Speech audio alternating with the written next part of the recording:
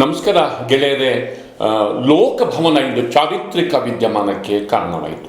ಹೊಸ ತಲೆಮಾರಿನ ಕಾಂಗ್ರೆಸ್ ನಾಯಕ ಡಿ.ಕೆ. ಶಿವಕುಮಾರ್ ಅವರು ಮುಖ್ಯಮಂತ್ರಿಯಾಗಿ ಪ್ರಮಾಣ ವಚನ ಸ್ವೀಕರಿಸುವ ಮೂಲಕ ಒಂದು ದಾಖಲೆಯನ್ನು ಸೃಷ್ಟಿ ಮಾಡಿದರು. ಮತ್ತು ಹಿರಿಯ ಕಾಂಗ್ರೆಸ್ ನಾಯಕ, ದಲಿತ ನಾಯಕ ಡಾಕ್ಟರ್ ಜಿ. ಪರಮೇಶ್ವರ್ ಅವರು ಉಪಮುಖ್ಯಮಂತ್ರಿಯಾಗಿ ಪ್ರಮಾಣ ವಚನವನ್ನು ಸ್ವೀಕಾರ ಮಾಡಿದರು.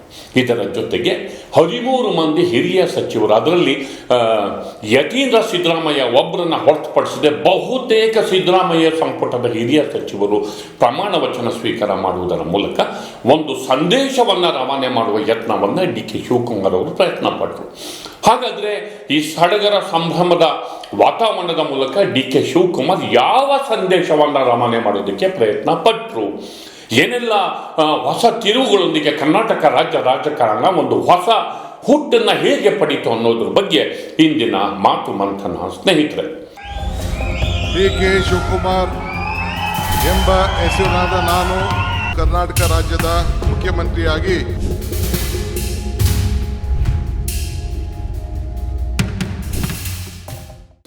ಗೆಳೆಯರೆ, ಡಿ.ಕೆ. ಶಿವಕುಮಾರ್ ಅವರು ಈ ಹಿಂದೆ ಅಸೆಂಬ್ಲಿನಲ್ಲಿ ಒಂದು ಮಾತನ್ನು ಹೇಳಿದರು.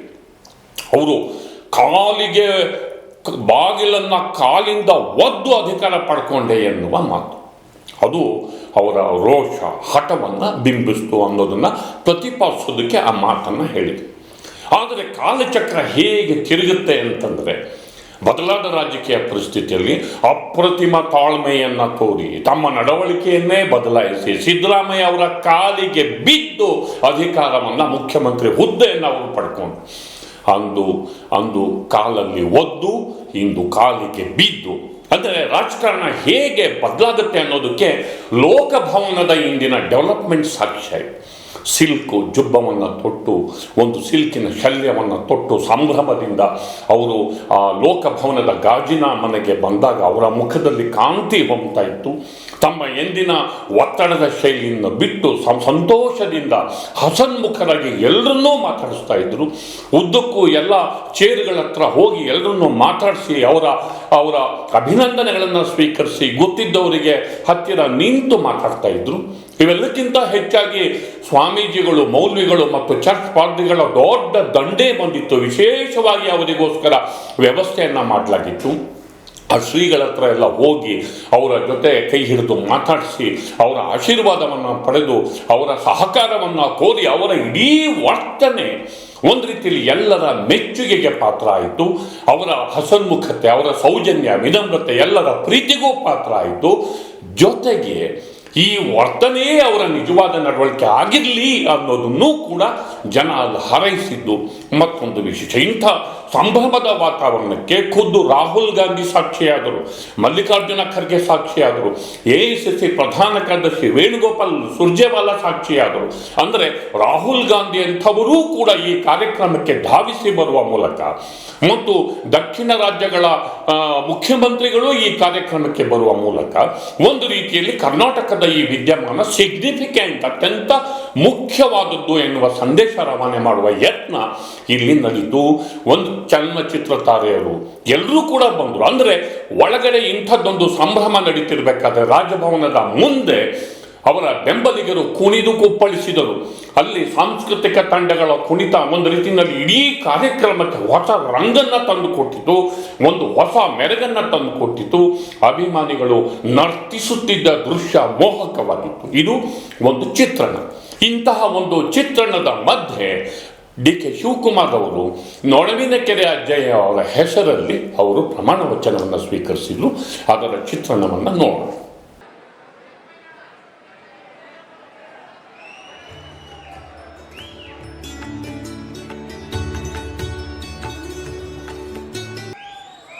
ಡಿ.ಕೆ. ಶಿವಕುಮಾರ್ ಎಂಬ ಹೆಸರಿನಾದ ನಾನು ಕಾನೂನು ಮೂಲಕ ಸ್ಥಾಪಿತವಾದ ಭಾರತದ ಸಂವಿಧಾನ ವಿಷಯದಲ್ಲಿ ನಿಜವಾದ ಶ್ರದ್ಧೆ ಮತ್ತು ನಿಷ್ಠೆಯನ್ನು ಹೊಂದಿರುತ್ತೇನೆಂದು ನಾನು ಭಾರತದ ಸಾರ್ವಭೌಮತ್ವವನ್ನು ಮತ್ತು ಅಖಂಡತೆಯನ್ನು ಎತ್ತಿ ಹಿಡಿಯುತ್ತೇನೆಂದು ಮತ್ತು ಕರ್ನಾಟಕ ರಾಜ್ಯದ ಮುಖ್ಯಮಂತ್ರಿಯಾಗಿ ನನ್ನ ಕರ್ತವ್ಯವನ್ನು ಶ್ರದ್ಧಾಪೂರ್ವಕವಾಗಿ ಮತ್ತು ಅಂತಃಕರಣಪೂರ್ವಕವಾಗಿ ನಿರ್ವಹಿಸುತ್ತೇನೆಂದು ಭಯ ಅಥವಾ ಪಕ್ಷಾತೀತವಲ್ಲದೆ ರಾಗ ದ್ವೇಷವಿಲ್ಲದೆ ಎಲ್ಲ ಬಗೆಯ ಜನರಿಗೆ ಸಂವಿಧಾನಕ್ಕೆ ಮತ್ತು ಕಾನೂನಿಗೆ ಅನುಸಾರವಾಗಿ ನ್ಯಾಯಯುತವಾಗಿ ಮಾಡುತ್ತೇನೆಂದು ನನ್ನ ಅಜ್ಜ ಗಂಗಾಧರಜ್ಜನ ಹೆಸರಿನಲ್ಲಿ ಪ್ರಮಾಣ ಮಾಡುತ್ತೇನೆ. ಶ್ರದ್ಧಾಪೂರ್ವಕವಾಗಿ ಪ್ರತಿಜ್ಞೆಯನ್ನು ಮಾಡುತ್ತೇನೆ.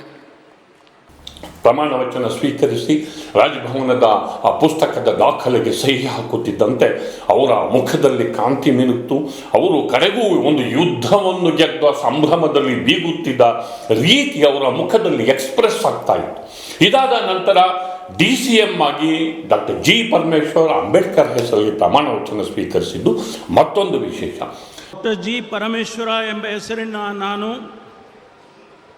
ಕಾನೂನಿನ ಮೂಲಕ ಸ್ಥಾಪಿತವಾದ ಭಾರತದ ಸಂವಿಧಾನದ ವಿಷಯದಲ್ಲಿ ನಿಜವಾದ ಶ್ರದ್ಧೆ ಮತ್ತು ನಿಷ್ಠೆಯನ್ನು ಹೊಂದಿರುತ್ತೇನೆಂದು ನಾನು ಭಾರತದ ಸಾರ್ವಭೌಮತ್ವವನ್ನು ಮತ್ತು ಅಖಂಡತೆಯನ್ನು ಎತ್ತಿ ಹಿಡಿಯುತ್ತೇನೆಂದು ಮತ್ತು ಕರ್ನಾಟಕ ರಾಜ್ಯದ ಉಪಮುಖ್ಯಮಂತ್ರಿಯಾಗಿ ನನ್ನ ಕರ್ತವ್ಯಗಳನ್ನು ಶ್ರದ್ಧಾಪೂರ್ವಕವಾಗಿ ಮತ್ತು ಅಂತಃಕರಣಪೂರ್ವಕವಾಗಿ ನಿರ್ವಹಿಸುತ್ತೇನೆಂದು ಭಯ ಅಥವಾ ಪಕ್ಷಪಾತವಿಲ್ಲದೆ ರಾಗದ್ವೇಷವಿಲ್ಲದೆ ಎಲ್ಲ ಬಗೆಯ ಜನರಿಗೆ ಸಂವಿಧಾನಕ್ಕೆ ಮತ್ತು ಕಾನೂನಿಗೆ ಅನುಸಾರವಾಗಿ ನ್ಯಾಯವಾದುದನ್ನೇ ಮಾಡುತ್ತೇನೆಂದು ಡಾಕ್ಟರ್ ಅಂಬೇಡ್ಕರ್ ಅವರ ಮೇಲೆ ಪ್ರಮಾಣ ಮಾಡುತ್ತೇನೆ.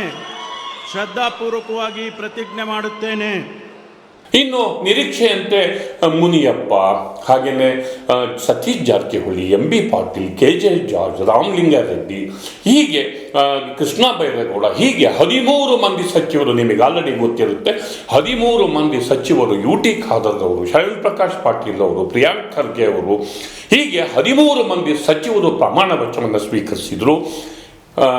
ಸಿದ್ದರಾಮಯ್ಯ ಸಂಪುಟದಲ್ಲಿ ಇದ್ದವರೇ ಇಲ್ಲೂ ರಿಪೀಟ್ ಆಗಿದ್ದು ವಿಶೇಷ. ಹಿರಿಯರಿಗಷ್ಟೇ ಈ ವಿಸ್ತರಣೆಯಲ್ಲಿ, ಸಂಪುಟ ರಚನೆಯಲ್ಲಿ ಆದ್ಯತೆ. ಅದರಲ್ಲಿ ಯತೀಂದ್ರ ಸಿದ್ದರಾಮಯ್ಯ ಒಬ್ಬರು ಮಾತ್ರ ಹೊಸಬರು ಅನ್ನೋದೊಂದು ಬಿಟ್ಟರೆ, UT ಖಾದರ್ ಸ್ಪೀಕರ್ ಆಗಿದ್ದವರು ಈಗ ಸಂಪುಟಕ್ಕೆ ಸೇರ್ಪಡೆ ಆದವರು ಅನ್ನೋದೊಂದು ಬಿಟ್ಟರೆ, ಇನ್ನು ಉಳಿದಿದ್ದವು ಹಳೆಯ ಮುಖಗಳೇ. ಇದು ಒಂದು ಹಿಂದಿನ ಚಿತ್ರಣ. ಇಲ್ಲಿ ಕೆಲವು ಸೂತ್ರಗಳನ್ನು ಅವರು ಅಡಾಪ್ಟ್ ಮಾಡ್ಕೊಳ್ಳೋಕೆ ಪ್ರಯತ್ನ ಪಟ್ಟಿದ್ದಾರೆ. ಅಹಿಂದ ಅಷ್ಟೇ ಅಲ್ಲ, ಲಿಂಗಾಯತ, ಒಕ್ಕಲಿಗ ಸಮುದಾಯಗಳನ್ನು ಅಕಾಮಡೇಟ್ ಮಾಡಿದ್ದಾರೆ. ಆದರೆ ಮಹಿಳೆಗೆ ಆದ್ಯತೆ ಕೊಡದಲೇ ಇರೋದು ಒಂದು ಕೊರತೆಯಾಗಿ ಎದ್ದು ಕಂಡಿದ್ದು ನಮಗೆ ಹೇಳಲೇಬೇಕಾಗುತ್ತೆ. ಇದರ ಜೊತೆಗೆ ಪರಮೇಶ್ವರ್ ಅವರನ್ನು DCM ಮಾಡೋದ್ರ ಮೂಲಕ ಈ ಹಿಂದೆ ದಲಿತ ಮುಖ್ಯಮಂತ್ರಿ ಆಗಬೇಕು ಅಂತ ಹೇಳಿಬಿಟ್ಟು ಎದ್ದಿದ್ದ ಕೂಗನ್ನು ಸಮಾಧಾನ ಪಡಿಸೋದಕ್ಕೆ ಆ ಸಮುದಾಯನ, ಅವರಿಗೆ ಒಬ್ಬ ದಲಿತ ನಾಯಕನನ್ನು DCM ಪೋಸ್ಟ್ ಕ್ರಿಯೇಟ್ ಮಾಡಿರೋದು ಮತ್ತೊಂದು ವಿಶೇಷ. ಹೀಗೆ ಒಂಥರ ವೈವಿಧ್ಯತೆಯಿಂದ ಒಂದು ಸಂದೇಶವನ್ನು ರವಾನಿಸುವ ನಿಟ್ಟಿನಲ್ಲಿ, ಎಲ್ಲರನ್ನು ವಿಶ್ವಾಸಕ್ಕೆ ತೆಗೆದುಕೊಳ್ಳುವ ನಿಟ್ಟಿನಲ್ಲಿ ಇಂದು ನಡೆದ ಸಂಪುಟ ರಚನೆ ಒಂದು ರೀತಿಯಲ್ಲಿ ಕರ್ನಾಟಕದ ದೊಡ್ಡ ವಿದ್ಯಮಾನವಾಗಿ ಮನ್ವಂತರದ ಪರ್ವವಾಗಿ ಪರಿಣಮಿಸ್ತು. ಮುಂದೆ ಇದು ಏನೆಲ್ಲ ಆಗುತ್ತೆ ಅನ್ನೋದನ್ನು ಮುಂದೆ ನಾವು ಕಾದು ನೋಡಬೇಕಾಗಿದೆ. ಸದ್ಯಕ್ಕಷ್ಟೇ ಇಷ್ಟೇ. ದಯವಿಟ್ಟು ದಿ ಪೋಸ್ಟ್ ನೋಡಿ, ಲೈಕ್ ಮಾಡಿ, ಶೇರ್ ಮಾಡಿ, ಸಬ್ಸ್ಕ್ರೈಬ್ ಮಾಡೋದಕ್ಕೆ ಮರಿಬೇಡಿ ಗೆಳೆಯರೆ. ನಮಸ್ಕಾರ.